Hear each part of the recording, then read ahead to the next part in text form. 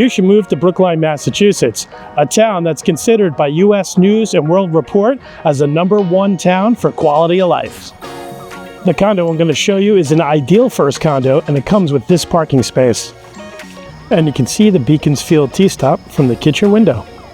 Welcome inside 136 Beaconsfield Road, Unit 6. I'm John Lynch with Dwell360 Real Estate. And we have a wonderful 4-through 1-bedroom condominium here that has windows on both the northeast and southwest sides of the building.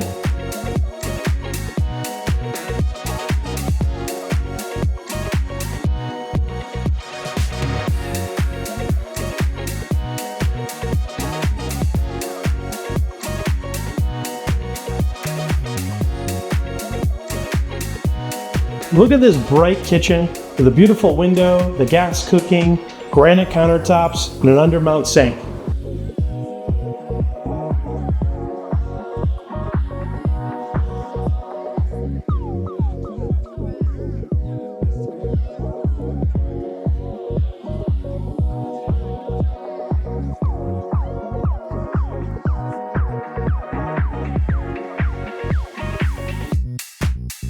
This is a great bedroom with lots of closet space.